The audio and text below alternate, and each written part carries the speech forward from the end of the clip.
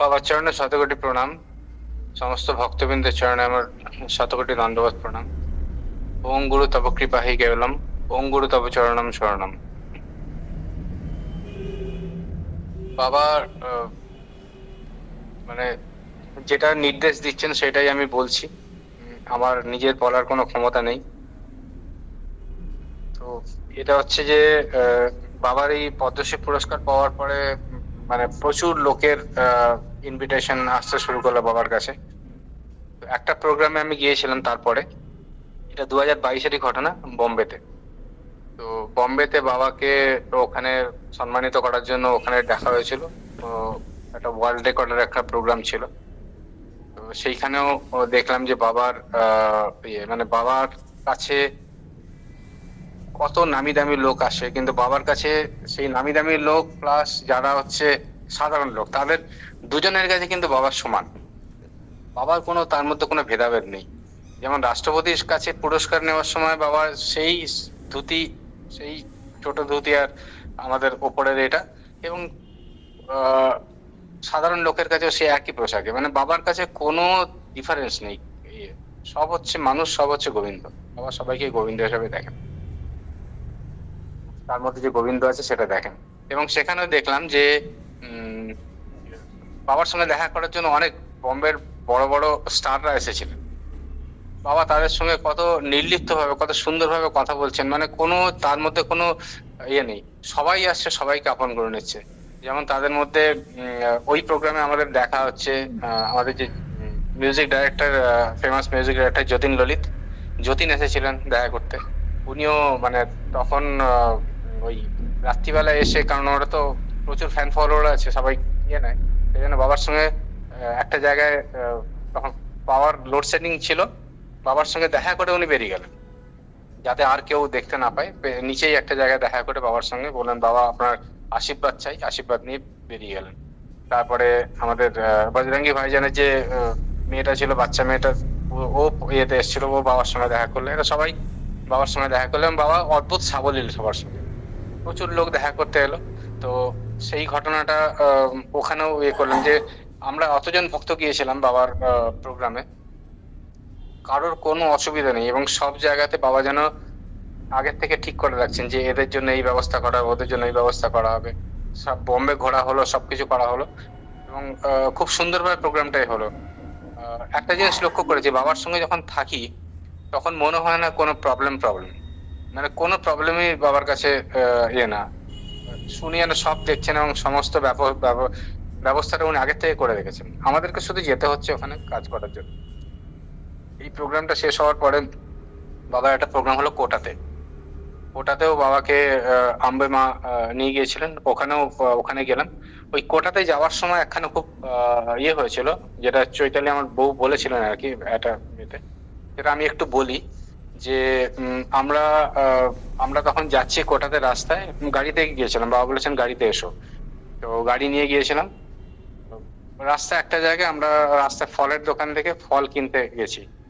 আমি আর আশিস ছিল, আশিসের ফ্যামিলি আর আমার ফ্যামিলি দুজন ছিল। এইবার ফল কিনতে আমি আর আশিস নেমেছি, আর গাড়িটা এমনি একটা ইয়েতে সাইডে দাঁড় করানো ছিল, একটু স্লোপ ছিল, আর পাশেই হাইওয়ে। তো এবার বাবা যে আমাদেরকে কিরম ভাবে লক্ষ্য রাখেন সেটা সেখানে বুঝতে পারলাম আর কি। হঠাৎ করে আমি আর আশিস ফল কিনছি, হঠাৎ করে আমার মনে হলো পেছন থেকে কেউ যেন বলছে যে গাড়িটা দেখো। কেউ একটা কোন একটা নির্দেশ আসছে, মানে আমার আনকনসিয়াস মাইন্ডে যেন এলো যে পেছন থেকে যে কেউ একটা বলছে গাড়িটা দেখো। আমি হঠাৎ করে আমার ইয়ে হলো, আমি পেছনে ঘুরে দেখি গাড়িটা স্লোপে এ হচ্ছে, মানে চৈতালি আশিসের ফ্যামিলি ওরা পেছনে বসে আছে, রূপ আমার পেছনের সিটে বসে ও ঘুমোচ্ছিল, আর গাড়িটা স্লোপে গড়িয়ে গড়িয়ে গড়িয়ে গড়িয়ে হাইওয়েতে যাচ্ছে, হাইওয়ের মধ্যে চলে গেছে আর কি।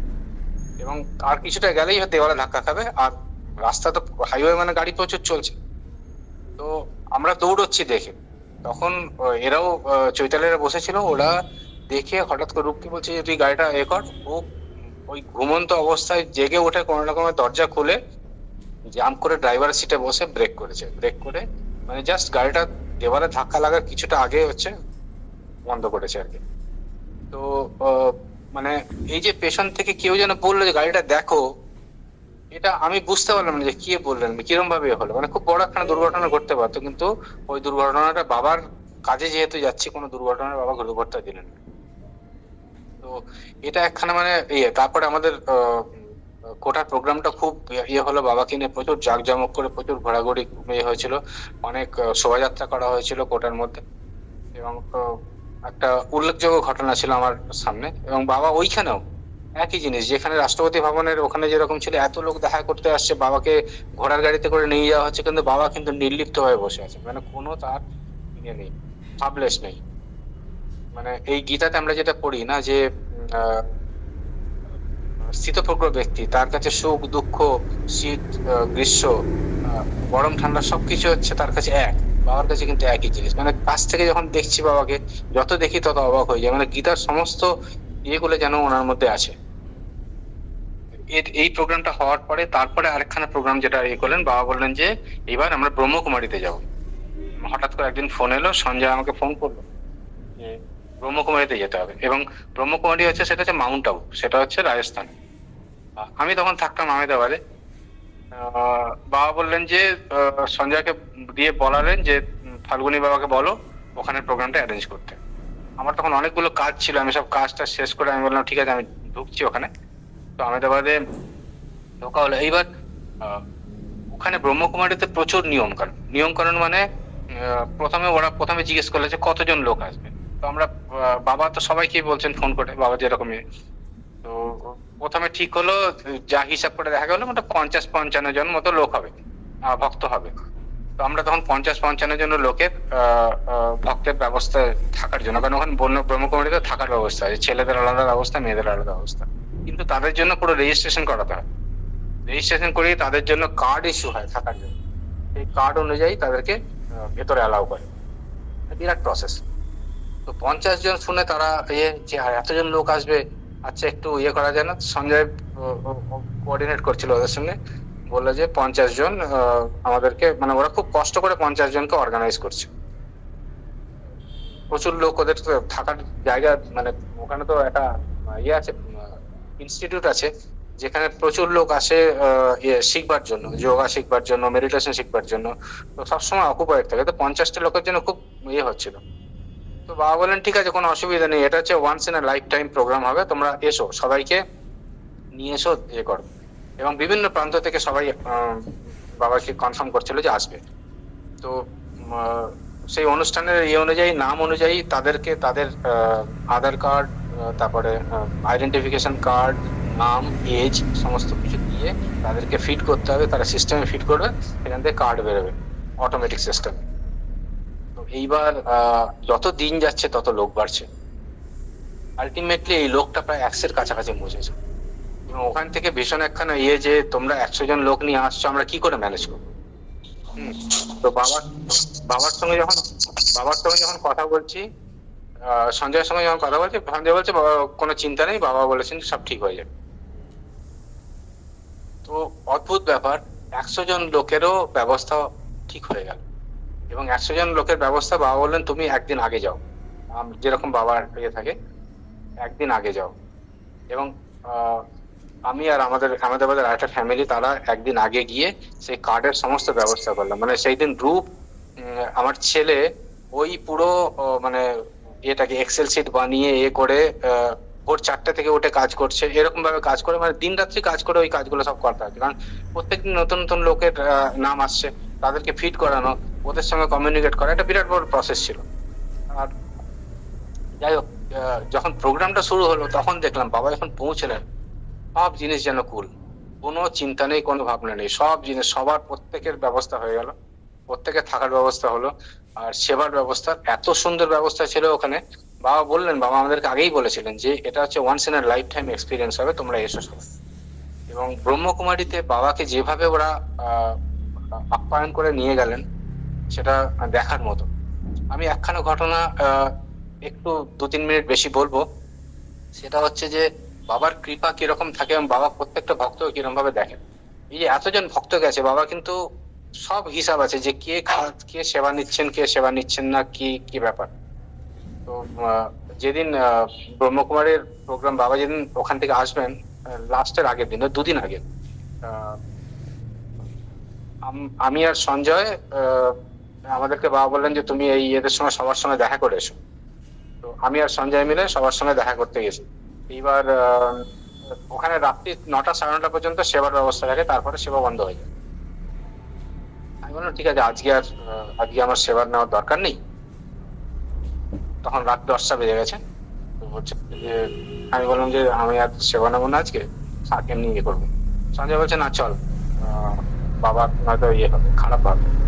আমি বললাম বাবা তোর জন্য সেবা রেখেছেন, আর আমি গিয়ে কি করবো? বলছে না চল চল। গিয়ে দেখি বাবা শয়নে গেছেন, মামানিদি বসে আছেন। আচ্ছা, এইবার যে নেপথ্যে যে ঘটনাটা ঘটেছিল সেটা পরের দিন আমি হীরামনের কাছে জানলাম। সেটা হচ্ছে আহ, বাবা হীরামনকে বলেছেন যে তুমি দুপুরবেলায় ইনস্ট্রাকশন দিয়েছেন বাবা হীরামনকে যে তুমি আজকে যাও, আর বাবার জন্য ওই ইয়ে থেকে সেবা নিয়ে আসা হতো, রুটি নিয়ে আসা হতো, এই নেওয়া হতো, ওখান থেকে বাবা প্রসাদ করে দিতেন, সবাই নিতেন, আর বাবা সেবা করতেন মেন ইয়ে থেকে, কিচেন থেকে। বলছে তুমি যাও আর বেশি করে রুটি আনবে, বড় একখানা টিফিন ক্যারিয়ার দিয়েছে, রুটি নেবে, বেশি করে তরকারি নেবে। তো আহ, হীরামনকে পাঠিয়েছে। হীরামন বেশি করে সবজি তরকারি সমস্ত নিয়ে এসে, বাবা সেটা দেখেছেন নিজে, দেখে বলেছেন ঠিক আছে রেখে দাও। আচ্ছা, এইবার আমি যে ওখানে সেবা নেবো সেটা তো আমিও জানি না, সঞ্জয় জানে না, মামনি দিয়ে জানে না, হীরামনও জানে না। রাত্রিবেলা 10টা 10:30টার সময় যখন মামনিদি সেবাটা বার করছেন, তখন দেখি ওই রুটিগুলো কিন্তু সব, মানে সঞ্জয় রুটি রাখা আছে, আমার রুটি রাখা আছে। তখন আমি, মানে তখন হীরামন যখন বললো, তখন আমি বুঝতে পারলাম যে তার মানে বাবা এই সমস্ত ব্যাপারগুলো, কোন ভক্ত কোন সেবা নেবেন না নেবেন সমস্ত জিনিস কিন্তু আগের থেকে উনি জানেন। মানে মহাপুরুষ যে ওখানে বসে পুরো ব্যাপারটা কন্ট্রোল করছে, আমরা ভাবছি আমরা করছি, এই ঘটনাটা, এই ধারণাটাই কিন্তু ভুল। এটা সমস্ত জিনিসটাই বাবা করছেন, এবং সমস্ত আমরা শুধু আমরা বাবার সঙ্গে যাচ্ছি, এটা বাবা আমাদের আশীর্বাদ দিয়েছেন, সেই জন্য আমি বাবার সঙ্গে থাকতে পারছি, এটা আমার পরিষ্কার মনে হচ্ছে তখন, যে আমরা, মানে বাবার আশীর্বাদ ছাড়া মহাপুরুষের কাছে থাকা যায় না। আমাদের খুব ভাগ্য ভালো যে আমি বাবার সঙ্গে এইটুকু টাইম ইয়ে করতে পেরেছি, বাবার এই সেবার জন্য এইটুকু কাজে আমি লাগতে পেরেছি, এটাই আমার মনের মধ্যে থেকে কৃতজ্ঞতা বেরোতে থাকে আর কি। সেই জন্য যে এই মহাপুরুষের সঙ্গে আমরা সঙ্গ করতে পারছি, এটা কত বড় বড় জিনিস বলে বোঝানো যায় না। প্রণাম, জয় গুরু।